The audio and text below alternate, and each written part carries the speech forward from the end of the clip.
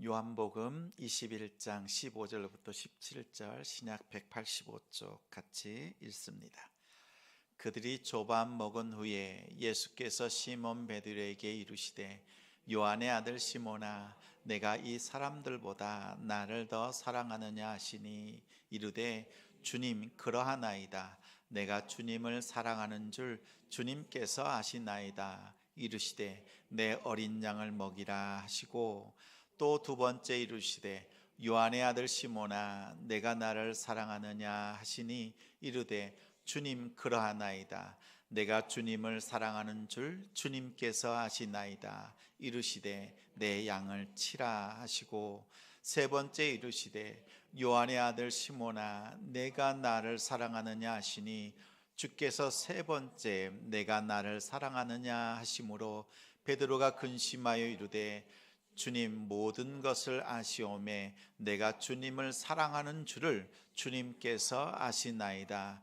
예수께서 이르시되 내 양을 먹이라. 아멘. 내가 나를 사랑하느냐, 내가 나를 사랑하느냐라는 제목으로 말씀 전하겠습니다. 우리 성도들은 구원이 무엇인지를 너무나 잘 압니다.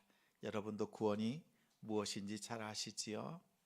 그러면 그 구원해 주신 목적이 무엇인지를 잘 알고 있습니까? 가만히 보면 구원에 대해서 잘 알아요. 근데 왜 구원해 주셨느냐라는 것에 대한 그 구원의 목적을 아는 성도가 열의 9은 제대로 모릅니다. 열의 9은 몰라요.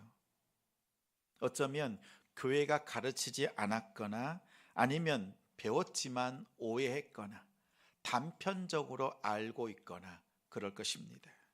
여러분 구원은 무엇입니까? 예수님께서 나의 죄, 우리의 죄를 대신 지고 십자가에 죽으셨습니다. 우리의 거룩함을 위해서 부활하셨다라는 거지요. 이것이 우리의 구원이지요. 근데 왜 예수님께서 이러한 일을 하시는가라는 거예요. 예수님께서 우리를 왜 구원하시는가? 혹시 예수 믿고 우리를 천국으로 데려가려고 이렇게 생각하는 성도가 있습니까? 예수님 믿고 천국 가는 것이 구원의 목적이다라고 생각한다면 단편적으로 구원의 목적을 알고 있는 겁니다. 그게 전부가 아니라는 거죠. 미국의 흑인 중에서 최고의 부자, 억만장자가 있습니다.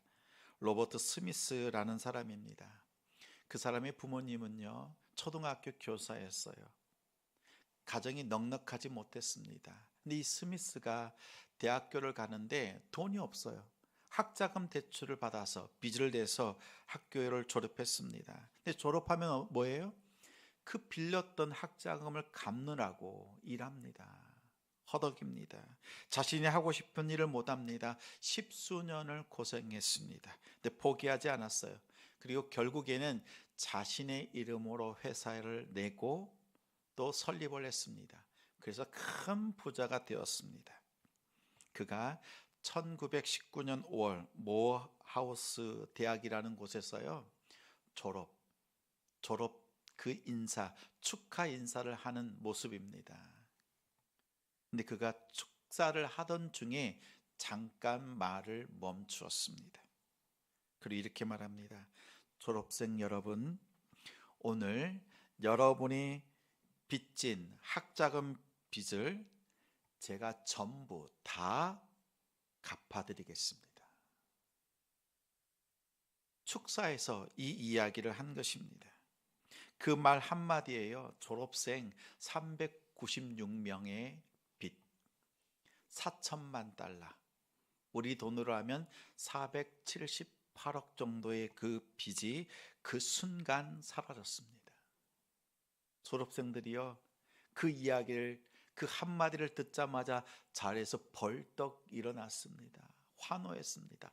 학사모 쓰고 있던 거예요. 하늘로 날리면서 막 기뻐하고 서로 부둥켜 안고 울고 울먹였습니다. 말 그대로요, 축제 분위기가 되었습니다. 그들이 한참 이렇게 기뻐하고 난 뒤에 스미스가 이런 말을 합니다. 한 가지 조건이 있다는 거예요.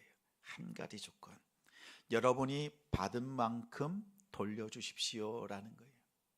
여러분이 이제는 그 받은 만큼 다음 세대의 빚을 여러분이 대신 갚아주시기 바랍니다 라는 것이었어요.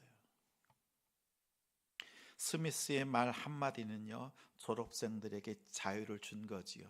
졸업하자마자 뭐요? 빚 갚느라고 일을 하는 거였어요. 그런데 갚을 필요가 없게 되었어요. 자유합니다. 그렇죠? 일하는 목적이 빚을 갚는 거였는데 어떻게 해요? 이제는 일을 하는 목적이 달라졌어요. 다음 세대의 그 빚을 감당할 수 있는 그 선한 일을 위해서 인생, 일하는 목적, 삶의 목적과 방향이 완전히 달라진 것이었습니다. 이 이야기는 미국의 이야기예요. 우리나라에도 이러한 아주 훌륭한 부자들이 있으면 좋겠다, 이런 사람을 만나면 좋겠다, 이런 생각 들지 않으세요? 그 사람이 내 빚을 다 탕감해 주면 좋겠다, 이런 생각이 들지 않으세요? 있어요, 없어요? 우리 빚을 다 탕감해 준 분이 있습니다. 갈라디아서 1장 4절 말씀 같이 읽습니다. 그리스도께서 하나님 곧 우리 아버지의 뜻을 따라 이 악한 세대에서 우리를 건지시려고 우리 죄를 대속하기 위하여 자기 몸을 주셨으니, 예수 그리스도께서 우리의 죄를, 그 죄값을 대신 십자가에서 다 치르셨다, 다 탕감해 주셨다, 다 용서해 주셨다라는 거예요. 다 탕감받고 나면 우리가 뭐예요? 자유인 거죠. 자유. 여러분, 이 자유를 온전히 누리고 있습니까? 구원받았다라고 하는 것은 이 죄로부터 자유함을 누리는 겁니다. 애니메이션 우리 기독교 영화가 있어요. 철로역정, 이거 한번 보셨나요? 성도들과 한 2회 전에 같이 본 적이 있습니다. 그런데 이 철로역정에 나오는 주인공이 크리스천이에요. 이름이 크리스천. 그런데 구원의 언덕이라고 하는 곳에 올라갑니다. 근데 어깨에는요, 짐이 이만큼, 한 보따리, 엄청 무거운 짐을 지고요, 구원의 언덕을 올라가요. 근데 구원의 언덕 그 끝자락에는 예수님의 빛이 비쳐 나옵니다.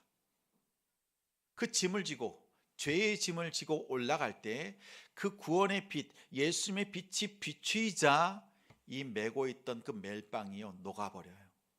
그래서 등에서 거북이처럼 그 짐을 지고 있었는데 그 짐이요, 뚝 떨어지는 거예요. 그 짐이 떨어지니 떼굴떼굴 굴러서 저 밑에 있는 예수님의 그 무덤 속으로 죄의 짐이 쑥 들어가고 해결되는 거예요. 크리스천이요, 그 발걸음이 달라졌어요. 조금 전까지만 해도 그 믿음의 삶을, 순례길을 걸어가는데 이 짐이 너무 무거운 거죠. 근데 이 짐이 사라진 겁니다. 그래서 그 발걸음이요, 날아가는 거예요. 그리고 난 다음 그 빈 무덤을 향하여서 손을 번쩍 들고 얘기합니다. I am free. 나는 자유다. 그 기쁨으로 살아가는 거예요. 여러분, 성도들 중에는요, 예수 믿으면서도 교회 다니면서도요, 이 죄의 사함의 기쁨, 그것을 아는 성도가 있고 모르는 성도가 있어요. 만약 알고 있다면 그 기쁨을 온전히 누리십시오. 만약 내가 그 죄 사함의 기쁨, 발이요, 하늘을 구름을 걷는 것 같아요.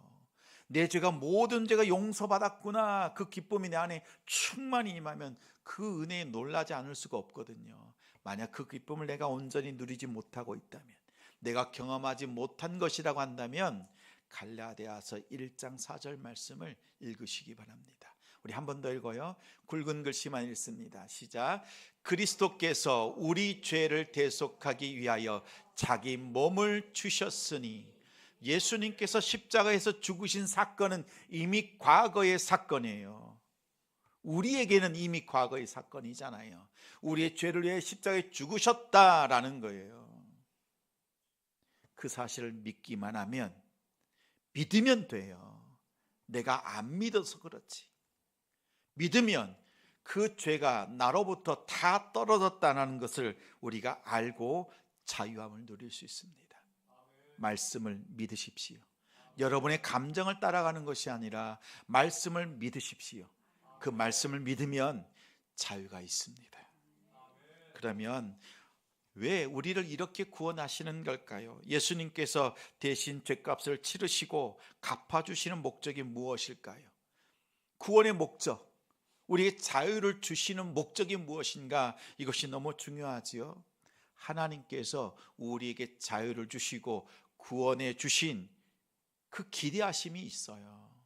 베드로전서 2장 9절 말씀 같이 읽습니다. 그러나 너희는 택하신 족속이요 왕같은 제사장들이요 거룩한 나라요 그의 소유가 된 백성이니 이는 너희를 어두운 데서 불러내어 그의 기이한 빛에 들어가게 하신 이의 아름다운 덕을 선포하게 하려 하심이라. 어두운 데서, 죄 가운데서 우리를 불러내셨다. 예수 그리스도의 십자가의 죽으심을 통해서 우리를 불러내셨고 하나님의 그 영광 밝은 빛 가운데 우리를 인도해 내셨다라는 거예요. 그 일은 누가 하신 거예요? 아버지 하나님께서 아들 예수님을 통해서 이 일을 하셨다. 우리는 어떻게 해요? 그 구원을 받은 자로서 아버지 하나님이 하신 그 일을 선포하는 거예요. 우리를 구원시키시고 난 다음에 그 감격에만 머무는 것이 아니라 그 구원받은 것을 선포하는 것, 이것이 구원하신 목적이라는 것입니다. 스미스 씨가요, 졸업생들의 그 빚을 다 탕감해 주었잖아요. 대신 다 갚아줬어요. 갚아준 목적이 뭡니까? 그들에게 자유를 주려는 것이에요? 아니에요. 자유를 주려고, 빚 더 이상 갚지 말라고 대신 갚아준 게 아니에요. 그 자유를 통해서 뭐 하는 거예요? 너희들의 인생이 빚을 갚는 인생이 아니라 다음 세대를 바라보면서 더 옳고 바른 그 삶의 목적을 가지고 나아가는 인생이 되도록 빚을 탕감해 준 거잖아요. 자유를 준 거잖아요. 자유가 목적이 아닌 거죠. 그 인생의 방향을 바꾸는 것이 목적인 거죠. 예수님께서 우리의 죄를 다 용서해 주신 것은 단순하게 천국 가게 하려고 이렇게 단편적으로 아는 것이 아니에요. 만약 그렇게 우리가 알고 있다면 교회가 잘못 가르친 거죠. 우리에게 그 구원의 자유를 주신 이유는요, 그 감격하면서 하나님의 구원을 기뻐하면서 어떻게 해요? 다음 세대를 바라보면서 하나님의 선하신 구원을 선포하고 전하고 나누고 증거하는 것입니다. 우리가 구원의 기쁨에 감격하는 자리에만 머물러 있을 수 없어요. 내가 죽으면 천국 간다라고 하는 그것에 구원의 확신이 있습니다라고 하는 그 얕은 신앙으로 사는 게 아니라 이제는 구원의 기쁨 속에서요, 하나님이 하신 구원의 역사를 증거하는 우리 성도가 되지 않겠습니까? 저는 우리 성도들이요, 이 자리까지 나아갔으면 좋겠어요. 이 자리까지 나아가는 우리 성도가 됩시다. 마태복음 18장에 보면 1만 달란트를 탕감받은 사람이 나옵니다. 이 사람이 탕감받았어요. 감격했어요. 근데 정작 자신의 삶으로 돌아가서는 탕감받은 사실 잊어먹고 자기의 빚진 사람에게 그 탕감, 용서하는 것을 하지 않았던 거예요. 예수님이 어떻게 말씀하세요? 용서해 준 목적이 뭐라고요? 용서받았으니 너도 용서하라 하는 거였죠. 용서하지 않으면 어떻게 해요? 용서가 취소돼요. 다시 감옥에 갇혔어요. 예수님의 이 말씀은 단순한 경고가 아니에요. 우리의 삶을 완전히 바꾸라는 거예요. 감격에만 머물지 말고 너의 삶 속에 방향을 바꿔서 하나님의 그 사랑 속에서 용서하고 사랑함으로 다 품어내고 사랑함으로 하나님께 영광 돌려드리는 삶을 살라는 준엄한 말씀이에요. 이 말씀을 가볍게 생각할 것이 아닙니다. 예수님은 인류의 역사상 가장 비참한 가운데 놓여 있는 한 사람을 주목하셨습니다. 그 사람을 찾아오셨어요. 그리고 만나 주셨습니다. 그 사람은 1만 달란트 빚진 베드로였습니다. 베드로는 예수님을 배반했습니다. 근데 예수님께서요, 가장 급박한 시간에, 가장 바쁜 시간에요, 베드로를 찾아오시는 거예요. 예수님 왜 바빠요? 죽으시고 부활하셨고 이제 아버지께로 돌아가는 그 시간인 거예요. 40여일 동안 머물러 있는 동안에요, 그 바쁘신 시간에 베드로를 만나 주시는 겁니다. 천국으로 올라가시기 전에 베드로를 찾아오셔서 예수님께서 말씀해 주시는 거예요. 그 말씀이 오늘 15절 말씀입니다. 15절 같이 읽습니다. 그들이 조밥 먹은 후에 예수께서 시몬 베드로에게 이르시되 요한의 아들 시몬아, 내가 이 사람들보다 나를 더 사랑하느냐 하시니 이르되 주님 그러하나이다. 내가 주님을 사랑하는 줄 주님께서 아시나이다. 이르시되 내 양을 먹이라 하시고. 어느 집사님의 고백입니다. 집사님이 다니는 그 일터의 팀장이요, 술을 무척이나 좋아하는 상무였답니다. 그 팀장과 회식을 합니다. 그랬더니 팀원들에게 술을 한 잔씩 따라주더랍니다. 집사님 차례가 되었어요. 술을 따라주려고 하니 잔도 안 들고 있는 거지요. 저는 크리스찬입니다. 저는 예수님 믿습니다.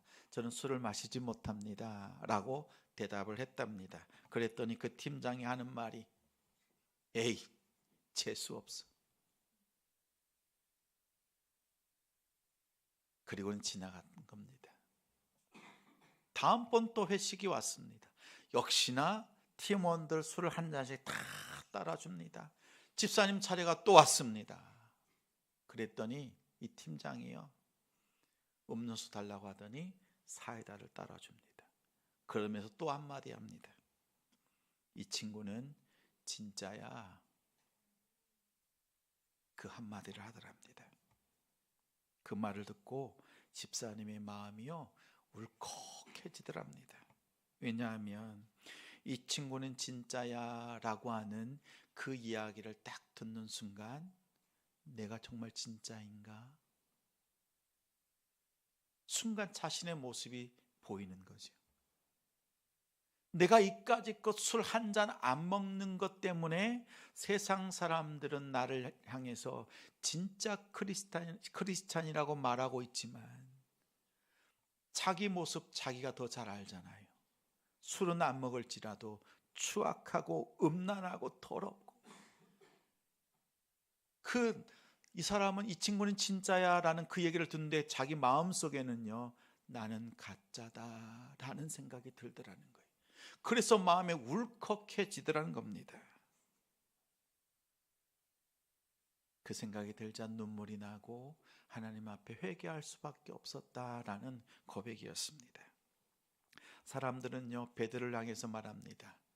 예수님의 수제자, 1등 제자, 예수님이 어디를 가든지 따라가고 예수님과 함께 죽을 준비가 되어져 있는 그런 제자라고, 아주 훌륭한 제자라고 사람들은 말하지만 베드로는 자기 자신을 너무나 잘 압니다. 나는 예수님을 부인했습니다. 나는 예수를 모른다고 3번이나 부인했습니다. 나는 예수를 저주했습니다. 나는 십자가의 그 죽음이 두려워서 십자가를 멀리 했습니다. 도망쳤습니다. 예수님을 버렸습니다. 베드로의 마음속에는요, 나는 가짜다. 나는 아무것도 아니다. 이 마음이 들었을 것입니다. 자책했습니다. 죄책감이 몰려왔습니다. 그래서 예수님을 따르던 그 제자, 그 길을 포기했습니다. 갈릴리 호수로 돌아갑니다. 그곳에서 어부의 생활로 돌아갔습니다. 나는 가짜다라는 그 마음이 엄습해올 때 예수님께서 베드로를 찾아오셨습니다. 그리고 만나 주셔서 말씀합니다. 바요나 시모나 아가파오, 바요나 시모나 아가파오라고 묻습니다. 요한의 아들 시모나, 내가 나를 사랑하느냐? 여기서 아가파오라고 하는 것은요, 모든 희생, 생명까지 바치는 무조건적인 사랑입니다. 초월적인 신적인 사랑을 말합니다. 그러한 사랑으로 나를 사랑하고 있느냐라고 하니까 베드로가 대답합니다. 주님, 저는 필레오로 사랑합니다 라는 거예요. 예수님께서 나에게 베풀어 주신 아가페의 사랑은 엄두도 낼 수 없습니다.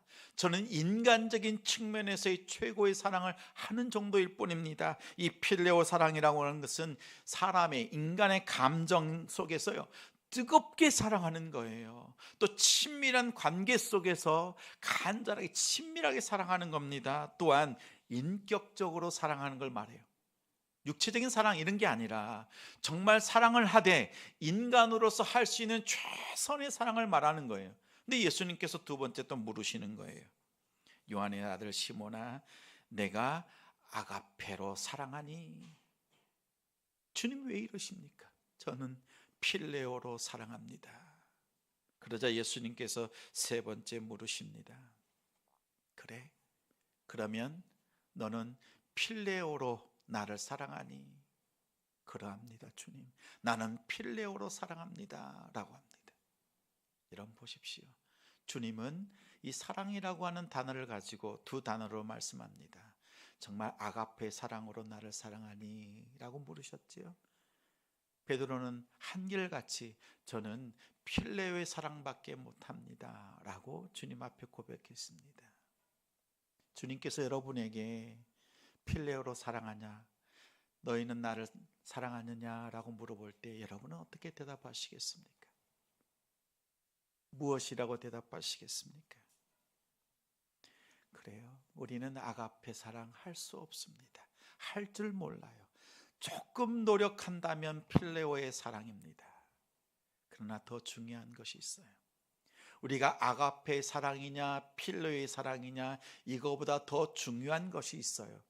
예수님께서 베드로에게 질문하실 때 이 아가페와 필레오라고 하는 이 단어를 사용하시는 시제가요, 이겁니다. 지금 내가 나를 사랑하느냐라는 거였어요. 지금 내가 나를 사랑하느냐라는 거예요. 지금이 뭐예요? 베드로의 상황이 어떻습니까? 예수님을 배반했습니다. 예수님을 팔았습니다. 십자가를 떠났습니다. 예수님을 모른다고 부인했고 저주했습니다. 자신은 가짜, 죄책감과 그 자책 속에 빠져있는 그 베드로에게 예수님께서 물으십니다. 지금 가장 인생의 가장 낮은 곳에 주님과 가장 멀리 있는 그 순간에 지금 너는 지금도 여전히 나를 사랑하고 있느냐라고 물으시는 거예요.